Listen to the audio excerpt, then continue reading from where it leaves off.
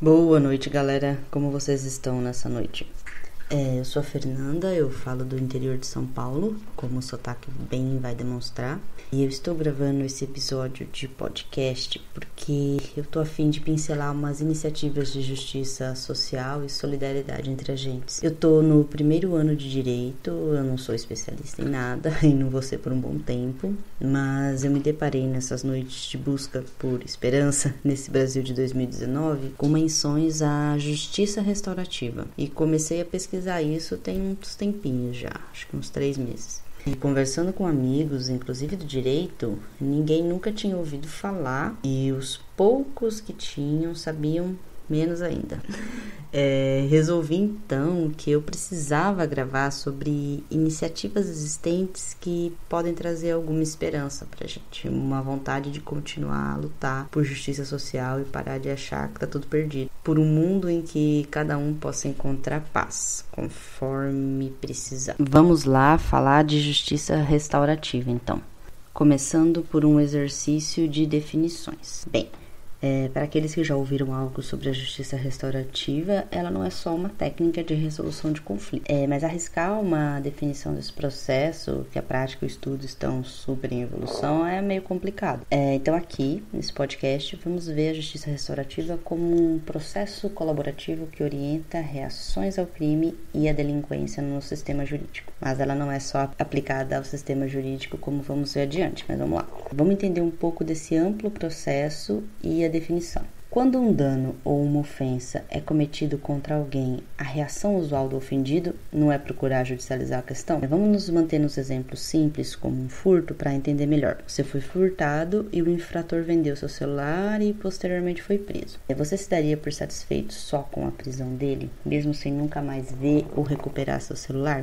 Prender a pessoa não deixa de ser apenas um castigo e não vai fazer nada para recuperar seu celular ou para trazer algum benefício para uma vítima de uma outra infração qualquer. No máximo, o que se ganha é um sentimento passageiro de vingança, que, acredite, é passageiro, pois o foco da justiça restaurativa é na vítima e no dano que ela sofreu. E no lugar da punição do infrator vai entrar a obrigação de reparar que esse infrator vai ter. E como isso se dá? A busca pela restauração de uma situação conflituosa e pelo retorno de um momento de maior paz e equilíbrio não é uma invenção da modernidade, claro, já que muitos povos originais tinham o costume de sentar em círculo, trabalhar em conjunto, até resolver algum conflito local. E na modernidade, a prática dessa forma de resolução de conflitos foi acessada por políticas públicas recentemente, apenas no último quarto de século, que estão procurando colocar em prática com uma visão moderna como resolver conflitos pela justiça restaurativa. E no Brasil essa prática tem menos tempo ainda. Aqui a justiça restaurativa é praticada oficialmente há menos de 10 anos. E países pioneiros nesse uso são a Nova Zelândia e o Canadá. Mas vamos começar pelo que nos é familiar, para a gente partir daí para um melhor entendimento. O direito penal que a gente conhece se alicerça na pena privativa de liberdade, todo mundo sabe isso. E essa pena é tratada como sendo a sanção mais adequada. Mas se alicerçar na prisão só demonstrou que o direito não resolve de fato os inúmeros problemas que uma infração ou um delito causam. Pois a reação a um crime não deveria constituir outro crime ou ofensa ainda piores que o original. Pensa. Tirar a liberdade de alguém e colocá-la na máquina de moer carne, que é o sistema de punição penal, é claramente mais grave do que, por exemplo, um caso de furto. Um furto que acontece bastante é de desodorante e shampoo em farmácia, é um crime bem comum. E além de tirar a liberdade da pessoa por um crime material, tem o efeito da superpopulação carcerária, o abandono da figura da vítima, no caso seria a farmácia. Mas a gente pode pensar em casos bem mais graves, como violências e calúnias e tal. E tirar a liberdade é a contrariedade completa à dignidade humana, ainda jogar a pessoa lá onde ela tanto pode ser cooptada por facções, quanto sofrer todo tipo de abuso, que são milhões de vezes piores do que atacar o bem material de alguém. Pois a pessoa perde a liberdade por causa de um dano a uma coisa física que pode facilmente ser restaurada e substituída. Isso é claramente desproporcional. É comum considerar a infração criminal como uma ofensa ao Estado, ao invés de atribuir a ofensa à vítima ou à comunidade imediatamente agredida. E esse posicionamento acaba abrindo espaço para uma visão vingativa e punitiva do sistema penal, que na verdade tem uma ideia simples, né? Ao mal provocado pela infração deve corresponder o mal da pena. E, a gente já está no século XXI, Está na hora de melhorar. Os olhares devem ser voltados para o tratamento do sujeito de direito, tanto da vítima como o infrator. Vamos pensar agora em como a justiça restaurativa age. A ferramenta mais comum difundida na justiça restaurativa pelo mundo são os círculos restaurativos, em que há um facilitador que constrói junto com as partes protagonistas do conflito, quem ofendeu e quem foi ofendido, um diálogo que determina o que é preciso ser feito para reparar os males que o infrator causou. Essa mediação, vítima-ofensor, gera uma busca de mútuo acordo, porque a vítima tem que querer e o ofensor tem que aceitar participar também, porque ele pode simplesmente resolver ter a punição física, aí é de boa. A vítima pode não querer ser compensada e querer que a pessoa vá para a cadeia, justo, está no direito dela. Tem que pensar uma resolução que vá além da punição, que seja capaz de restaurar o mal que foi causado. Imagine o caso de um jovem que bateu em outro, e ele se ficou com medo de ir na escola, que acabou criando um problema para toda a família, que precisava ter alguém sempre em casa para ficar com ele, não dava para ir trabalhar e tal. E que solução pode ser encontrada em conjunto com o garoto que foi agredido e os garotos que agrediram? Quem pode ajudar nisso? Tem algum fundo de apoio no bairro? O que existe, O que existe na sociedade em volta desse jovem pode ajudar? Pensar alguma coisa que não seja simplesmente recorrer à justiça em busca de punição. Como então reparar um dano emocional? Isso vai ser decidido de comum acordo entre as partes. A vítima é que deve ser satisfeita e a justiça restaurativa requer que a vítima participe dessa reparação, pois ela é que vai ser responsável por aceitar ou não a construção de um processo restaurativo, pois na JR o dano gera a obrigação de reparar. E todos os envolvidos têm que participar dessa solução. Obviamente, a obrigação de reparar vai ser de quem ofendeu, E muitas vezes a sociedade também participa. Porque, pensa, a sociedade muitas vezes é omissa em muitas coisas, que coopera por surgimento de mazelas sociais. Crianças desatendidas, sem escola, ninguém se importa, acaba cometendo um furto, uma violência, e aí a culpa é toda da criança, ela tem que simplesmente ser punida numa fundação casa. Enquanto que com uma sociedade que apoiasse por trás, isso nem teria acontecido. Então, para a JR, a vítima e as suas necessidades vão ser o foco de atenção de toda a ação restaurativa. Então, um dos passos é a responsabilização do infrator, que vai deixar de ser simplesmente o polo passivo, que tem que ser punido, e a pessoa ruim e tal, que faz o mal porque quer. E ele vai deixar de ser apenas aquele que espera receber a punição e vai se tornar um instrumento ativo na recuperação do mal causado a outra pessoa, Todos nós, a gente precisa trocar as lentes, mudar os paradigmas e entender que responsabilizar alguém não pode só ficar restrito a punir e ao castigo. O objetivo é que a recuperação de uma situação ruim seja possível por intermédio de um processo colaborativo, entre os protagonistas do conflito.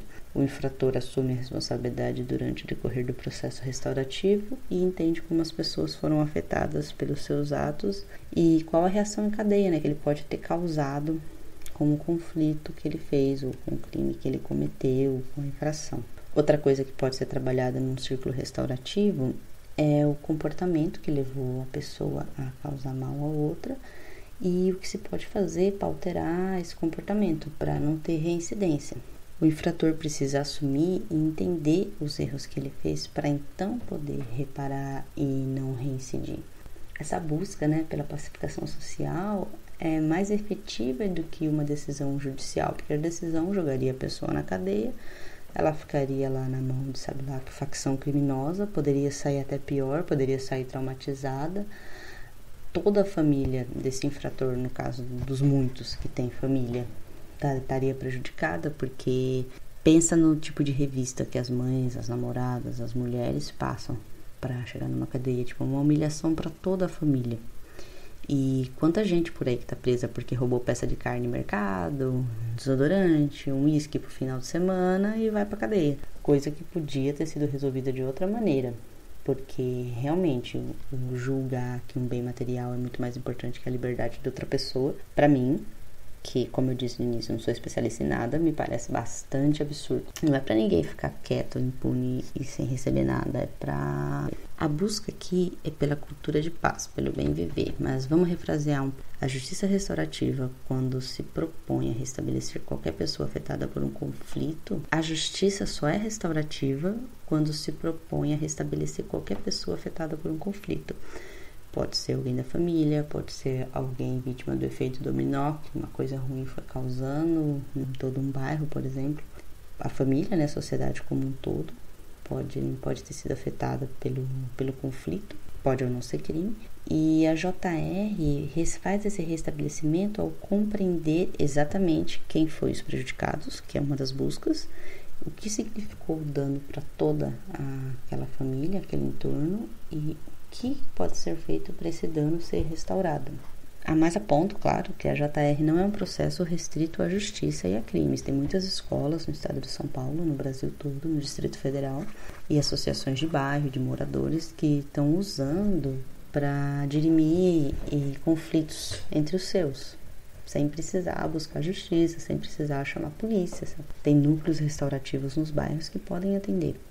Nesse caso citado do jovem que ficou com medo de ir para a escola e começou a prejudicar toda a família, uma das coisas que foi feita, uma vizinha se propôs a levar e buscar ele da escola todo dia, uma vizinha mais velha, que era muito amiga, gostava muito dele, da mãe da família, acompanhar ele até a escola e trazer ele da escola junto com ele. E ela foi, como parte da sociedade, participar do círculo restaurativo para decidir o que fazer. E os meninos que bateram nesse outro se comprometeram a fazer uma conscientização na escola sobre não violência, sobre como a paz é importante, sobre comunicação não violenta. E eles apresentaram 3 ou 4 seminários, conforme combinado. Acabaram educando outros alunos, né? Pediram desculpa formalmente, a família do menino aceitou. E enquanto esse menino tinha medo, essa vizinha acompanhava ele na ida e na volta para a escola por um tempo, até ele se sentir seguro de novo. E foi uma maneira que a justiça restaurativa resolveu esse problema, com o acordo de todos, sem precisar recorrer à judicialização do caso, né? E se vocês acharam o assunto interessante, é claro que foi só uma pincelada, foi bem por cima. Eu só quero que mais pessoas ouçam falar disso e busquem sobre isso. Vejam se tem curso de formação de facilitador de processo circular perto de vocês, algum núcleo gestor, porque algumas cidades têm no Brasil todo. Itu tem, São Paulo tem, Campinas tem, Brasília tem, e várias outras. Tem um extenso material online também sobre os círculos restaurativos e outras maneiras de aplicar a justiça restaurativa. E outra coisa, em Campinas, que fica a 100 km de São Paulo, tem um projeto de lei ordinária que fizeram para transformar a justiça restaurativa em política pública. Para quem se interessa, o número é 260 de 2019, é um projeto de lei ordinária. E vai ter audiência pública dele agora, dia 30 de outubro. Vai ter até um núcleo físico que vai ser inaugurado, acredito que no finzinho de novembro, para ter facilitadores lá para atender casos que precisem, né, casos de conflito. E vai ter também, aqui na mesma cidade, Campinas, a Semana da Justiça Restaurativa, entre 18 e 28 de novembro, para divulgar a nova política social e todos os projetos em andamento que tem aqui em escolas estaduais, nas fundações casas, em núcleo de moradores. E depois no Twitter, a minha conta eu vou colocar no link do episódio também. Vai ter a programação completa, que ainda não saiu, porque ainda estão montando, né? E é isso, uma outra sociedade é possível, galera. E eu termino com a indicação de um livro da autora Kay Prentice, uma das idealizadoras dos processos circulares, né, para resolver conflitos. O livro chama Processos Circulares, olha só, facinho de achar, tem para vender por todo canto. E recomendo também um livro do Howard Zeer, que é um dos teóricos da justiça restaurativa, que é o Trocando as Lentes, que é um dos mais famosos no tema. É Trocando as Lentes, um novo foco sobre o crime e a justiça. E a citação é o seguinte: Quando um crime é cometido, assumimos que a coisa mais significativa que pode acontecer é estabelecer a culpa. Este é o ponto focal de todo o processo criminal, estabelecer quem praticou o crime. A preocupação, então, é com o passado e não com o futuro. E a justiça restaurativa é a preocupação com o futuro. Abraço e até o próximo Fôlego de Esperança.